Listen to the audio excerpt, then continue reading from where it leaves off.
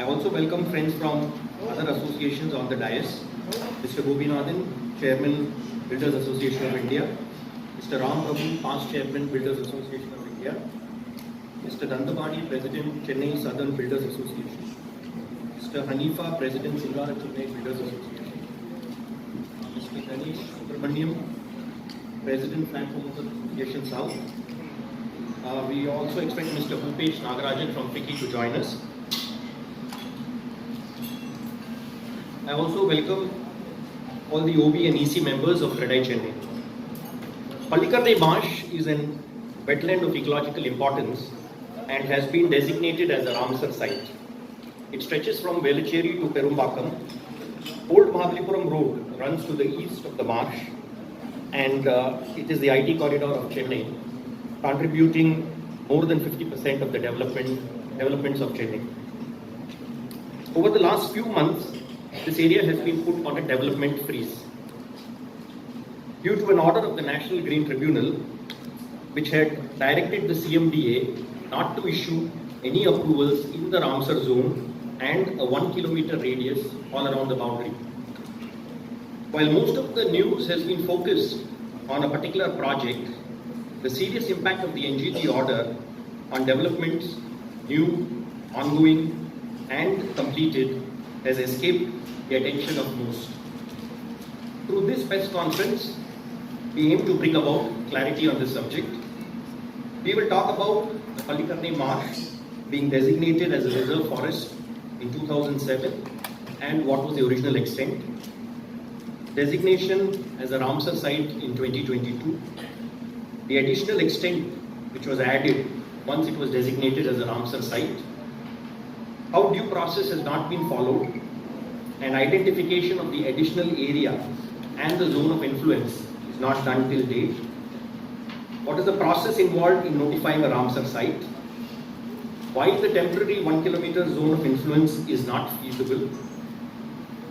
The human impact, the economic impact on a corridor in which 50% of the development in Chennai is concentrated, the impact on public infrastructure, the impact on investment in the state, and how the Pallikaranai Marsh needs to be protected with a clear framework. There are no second thoughts on the preservation of the Pallikaranai Marsh Ramsar site. What is required is clarity on what constitutes the site, so that all the stakeholders can work towards conservation of the area, and at the same time, people's rights are protected and developments can proceed with confidence on Chennai's most important growth corridor. We hope that by the end of our presentation, a clear picture will emerge on the gravity of the situation, and we request all of you to give extensive coverage on this important matter so that the new government forms an interdepartment committee and works on a war footing to complete the due process, which is pending for more than 4 years now, and gives much required clarity on the subject. Thank you. English is okay?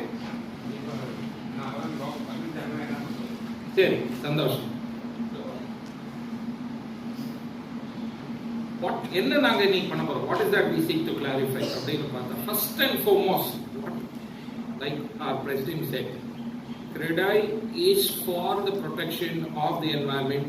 It supports the protection, அதாவது இந்த ஈர நிலம் அப்படிங்கிற wetland அதை வந்து protect பண்ணணும் அப்படிங்கிறதுல CREDAIயும் உறுதியா இருக்கும். இதுல வந்து எந்த ஒரு சந்தேகமும் யாருக்காவது இருந்தா கண்டிப்பா அந்த சந்தேகத்தை விலக்கிடுங்க. ஏன்னா we are for the protection of the wetland and சதுப்பு நிலம் அப்படிங்கிறப்பட மார்ஷ்லேண்ட் அது வந்து ரொம்ப கிளியரா இருக்கும்.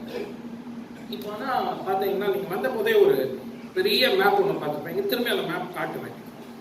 அதுல பார்த்தீங்கன்னா இன்னைக்கு ஏன் இந்த பிரஸ் மீட்டை கூப்பிட்டுருக்கோம், நம்மளும் அதான் சொல்றோம், எல்லாரும் அதான் சொல்றோம். சரி, எதுக்கு இந்த பிரஸ் மீட் அப்படின்னு பார்த்தீங்கன்னா, அந்த ப்ரொடெக்ஷன் அப்படிங்கிறது இப்பொழுதுக்கு என்ன ஆயிருக்கு, ஒரு அடிஷ்னலா ஒரு கிலோமீட்டர் அந்த ராம்சார் எனப்படும், ராம்சார்ங்கிறது ஒரு அங்கீகாரம், அந்த ராம்சார் எனப்படும் வெட்லேண்ட், அதாவது ஈர நிலத்தை சுத்தியும் 1 கிலோமீட்டர் அடிஷ்னலா ஒரு ஜோன் ஆஃப் இன்ஃப்ளூயன்ஸ்னு போட்டு இப்பொழுதுக்கு அங்கே வந்து எந்த ஒரு அப்ரூவலோ ஒரு இதுவோ பட்டா லேண்டாக இருந்தாலும் சரி தனியார் நிலமாக இருந்தாலும் சரி அதெல்லாம் வந்து நிறுத்தப்பட்டிருக்கு.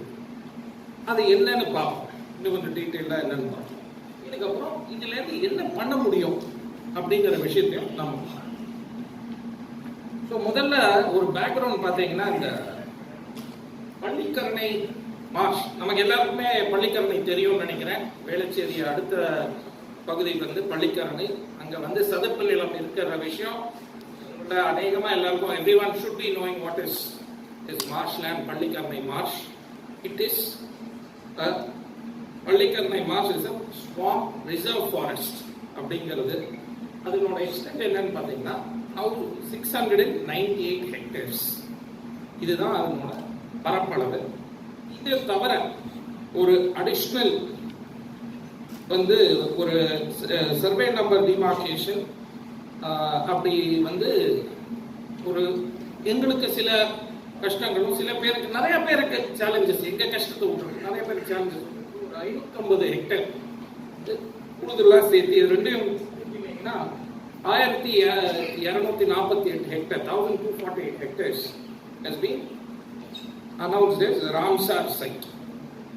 ராம்சார் அப்படிங்கிறது ஏற்கனவே நான் சொன்னது வெட்லேண்டுக்கான ஒரு அங்கீகாரம், ஒரு யுனெஸ்கோ சைட்னு சொல்ற மாதிரி இருக்கு. Ramsar side it's an internationally recognized status for your wetland, ஈரநிலத்துக்கான ஒரு ஸ்டேட்டஸ். இதை தவிர என்ன இருக்கு, இதையும் சுற்றி ஒரு 1 கிலோமீட்டர் ஜோன் ஆஃப் இன்ஃப்ளூயன்ஸ் அப்படின்னு ஒரு ஐடென்டிஃபை பண்ணி கிட்டத்தட்ட ஒரு 3358 hectare 3358 hectares of land has been demarcated as a uniform influence zone, and there has been a planning freeze. கம்ப்ளீட்டா இங்க வந்து எந்த ஒரு திட்டமும் இப்பொழுதைக்கு நிறுத்தப்பட்டு விட்டது. இது இந்த ராம்சாரை சுத்தி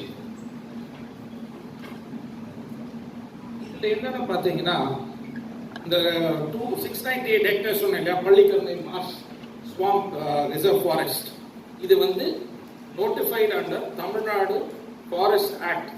எந்த வருஷம்னா 2007 இன்றைய வரைக்கும் அந்த ரிசர்வ் ஃபாரஸ்ட்ல ஒரு எந்தவித ஒரு அப்ரூவலோ ஒரு ஆக்டிவிட்டி கன்ஸ்ட்ரக்ஷன் ஆக்டிவிட்டியோ லீகலா கொடுக்கவே படவில்லை. எனக்கு தெரிஞ்சு அங்க பெருசா எதுவும் நடக்கவும் இல்லை. இந்த பவுண்டரியை ரொம்ப கிளியரா மார்க் பண்ணியிருக்காங்க. இதுதான் இந்த ரிசர்வ் ஃபாரஸ்டோட பவுண்டரி எல்லை அப்படின்ட்டு கிளியரா மார்க் பண்ணியிருக்காங்க. இது வந்து கண்டிப்பாக ஒரு சட்டபூர்வமா இதை காப்பாற்றவும் பட்டிருக்கு. இதை சிஎம்டிஏவோட 2வது மாஸ்டர் பிளான், 2nd மாஸ்டர் பிளான்லயும் இதை வந்து இன்கார்பரேட் பண்ணியிருக்காங்க. நம்ம ஆனா பேசுறது இந்த 698 பத்தி இல்லவே இல்லை. அது முற்றிலும் பாதுகாக்கப்பட்ட சதுப்பு நிலம் ரிசர்வ் ஃபாரஸ்ட். இதுக்கப்புறம் என்ன இருக்கு, 2022 ராம்சார் அப்படின்ட்டு ஒரு டிக்ளரேஷன், இந்த பள்ளிக்கரணை மார்ஷை சுத்தி இதை வந்து ஈர நிலமாவும் டிக்ளேர் பண்ணி ராம்சார் அங்கீகாரத்துக்கும் ஒரு டிக்ளரேஷன் ஒன்று அனௌன்ஸ் பண்ணியிருக்காங்க. இது எவ்வளவு பரப்பளவு, ஏற்கனவே சொன்ன மாதிரி 550 hectare 550 hectares has been announced. Additionally to that, in addition to the 698, this has been added and announced as Ramsar site. Okay. So இப்போ பார்த்தீங்கன்னா நான் கிட்டத்தட்ட 4 years ஆயிடுச்சு இது நடந்து, இந்த விஷயம் நடந்து 4 ஆண்டுகள் ஆன பிறகும் இன்றைய வரைக்கும் சில விஷயங்கள்னா இதுக்கு பண்ண வேண்டியது அது பண்ணப்படவில்லை. டியூ ப்ராசஸ் அப்படிங்கிறது என்னன்னா, ஃபர்ஸ்ட் கிரவுண்ட் ட்ரூத்திங் அப்படின்னு பண்ணணும், அப்புறம் பப்ளிக் கன்சல்டேஷன் வைக்கணும், நோட்டிஃபை பண்ணணும், அதுக்கப்புறம் தான் இதை வந்து wetland conservation and management rules evolve பண்ணணும். இது மாதிரி ஒரு ப்ராசஸ் இருக்கு. அந்த ப்ராசஸ் வந்து 4 ஆண்டுகள் ஆயும் இன்னும் பின்பற்றப்படவில்லை அப்படிங்கிறது ஒரு வருத்தத்துக்குரிய ஒரு விஷயம். இந்த 19 ஆண்டுகள்ல என்ன ஆயிருக்கு அப்படிங்கிறது ஒரு சின்ன ஸ்னாப்ஷாட்டா பார்க்கணும். 2007 பார்த்தீங்கன்னா ரிசர்வ் ஃபாரஸ்ட்னு ஏற்கனவே நான் சொல்லிட்டேன், நோட்டிஃபை ஆயிடுச்சு. அது மட்டும் இல்லாம 2014 ஒரு கேரியர் என்ஜிஓ கூப்பிட்டு அங்க இருக்கிற சயின்டிஸ்ட அழைத்து அவங்கள இந்த சதுப்பு நிலத்தை பாதுகாக்கிறதுக்கு மென்மேலும் என்ன பண்ணது, ஒரு மேனேஜ்மெண்ட் பிளான் திட்டம் ஒன்று ரெடி பண்ணுங்க அப்படின்ட்டு அவங்க கிட்ட அதை கொடுத்துருக்காங்க. இது இருக்கையில் இந்த 2022 ராம்சார்னு 550 ஹெக்டர் ஆட் பண்ணி அனௌன்ஸ் பண்ணாங்கன்னு சொன்னேன் இல்லையா, அதை பண்ண பிறகு 2024 NCSCM national centre for sustainable coastal management NCSCM அப்படிங்கிற ஒரு கவர்மெண்ட் ஆர்கனைசேஷனை கூப்பிட்டு இந்த பவுண்டரியை செட் பண்ணி அதுக்கான IMP ஏற்கனவே சொன்னேன் இன்டகிரேட்டட் மேனேஜ்மெண்ட் பிளான், முதல்ல 698 ஹெக்டேருக்கான இன்டகிரேட்டட் மேனேஜ்மெண்ட் பிளான் கேரியர்த்தை பண்ண சொல்லியிருக்காங்க. இப்போ 1248 இல்லையா, இந்த எக்ஸ்டென்ட்டுக்கான இன்டகிரேட்டட் மேனேஜ்மெண்ட் பிளான் ரெடி பண்ணுங்க அப்படின்ட்டு இந்த NCSCM கிட்ட இதை கொடுத்துருக்காங்க. இதற்கு இடையில் சில பேருக்கு தெரியும், honourable national green tribunal NGT வந்து ஒரு ஆர்டர் ஒன்று வெளியிட்டாங்க. அந்த ஆர்டர் படி என்ன ஆகுது, இந்த IMP ரெடியாகும் வரை, இந்த இன்டகிரேட்டட் மேனேஜ்மெண்ட் பிளான் ரெடியாகும் வரை எந்த ஒரு புது அப்ரூவலோ ஒரு திட்ட பிளானிங் அப்ரூவல் பர்மிட் எல்லாமே வந்து ஃப்ரீஸ் பண்ணுங்க அப்படின்ட்டு 2025 கொடுத்துருக்காங்க. இதை தொடர்ந்து 15 நாட்களில் CMDA என்ன பண்ணிருக்கலாம்னு என்ன கேட்டீங்கன்னா, அவங்க வந்து ரிவ்யூ சொல்லியிருக்கலாம், சார் பள்ளிக்கரணை வேளச்சேரி மாதிரி ஒரு சிட்டியில இருக்கு, நீங்க ஆர்டர் போட்டிருக்கீங்க, இது என்னன்னு ஒரு மறுபரிசீலனை பண்ணுங்கன்னு சொல்லியிருக்கலாம். they could have applied for a review of the order. They did not. Within 15 days CMDA ல அப்ரூவல்லாம் எவ்வளவு நாள் ஆகும் நமக்கு தெரியும். ஆனா 15 நாட்களில் மிக துரிதமாக CMDA ஒரு ஆர்டரை இஷ்யூ பண்ணியிருக்காங்க. என்ன இது மாதிரி இந்த NGT ஆர்டர் கீழே நாங்க புதுசா அப்ரூவல் எதுவும் கொடுக்க போறது இல்லை அப்படின்ட்டு. இன்னி வரைக்கும் பார்த்தீங்கன்னா கிட்டத்தட்ட நாட்கள் பார்த்தீங்கன்னா 9 மாசம் ஆயிடுச்சு. 9 மாதங்கள் ஆகியும் இதே நிலைமையில் இந்த விஷயம் நிற்குது.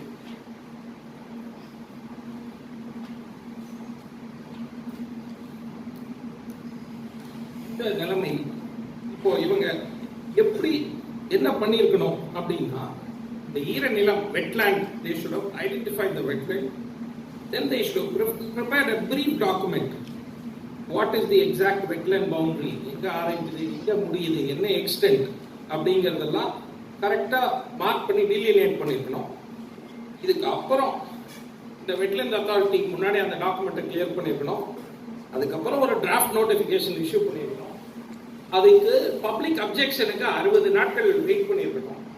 அதை பண்ணதுக்கு அப்புறம் ஃபைனல் நோட்டிபிகேஷன் 240 நாள் உள்ள அவங்க ரிலீஸ் பண்ணிருக்கணும். பண்ணிட்ட பிறகு இந்த IMP அப்படிங்கிற இன்டகிரேட்டட் மேனேஜ்மெண்ட் பிளானையும் அவங்க ரெடி பண்ணியிருக்கணும். இதுதான் இதனோட ப்ராசஸ். ஸ்டெப் பை ஸ்டெப் போனா இந்த மாதிரி தான் இந்த ப்ராசஸை பண்ணியிருக்கணும். ஆனா இப்படி நடந்ததா அப்படின்னு கேட்டீங்கன்னா அது நடக்கணும்.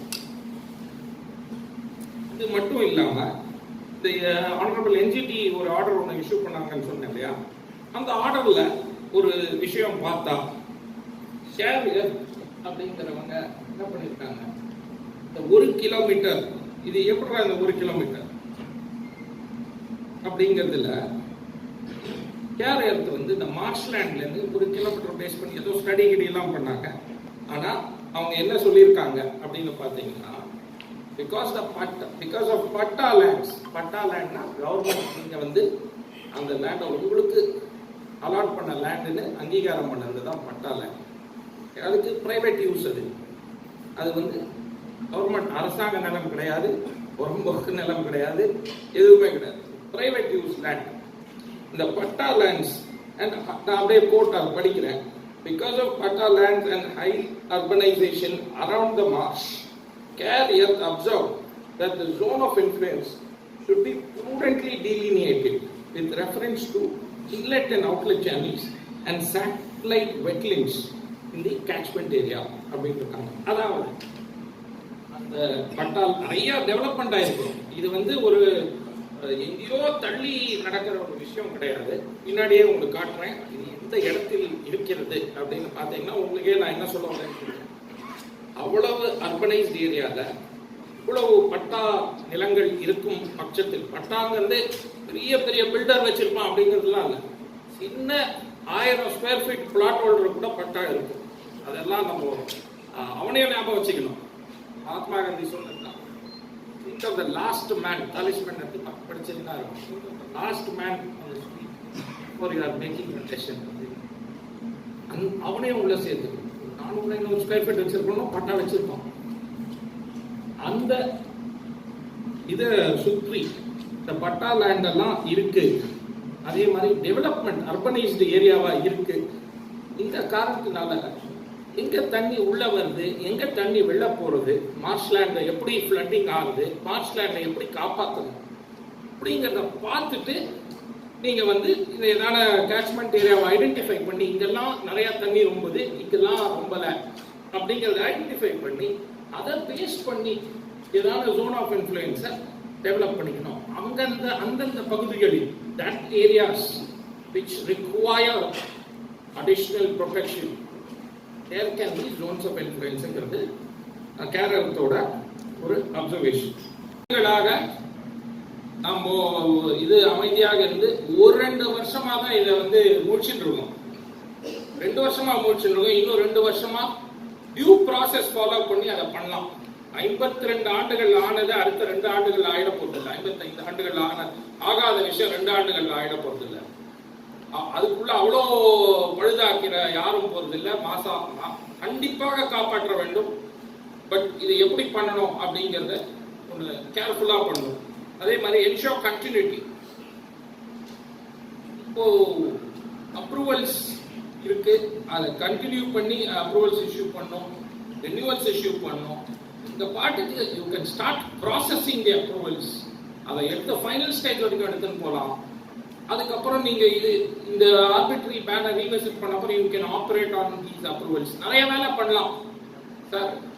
பாட்டுக்கு இருக்கு சார், பேன் இருக்கு சார், எது சார் அப்ரூவல் அப்படின்னா நீங்க ஒரு நாள் அப்ரூவல் கொடுக்க போறது 15 நாள்ல அந்த சர்க்குலர் இஷ்யூ பண்ணாம நீங்க அப்ரூவல் கொடுக்க போறது இல்லை.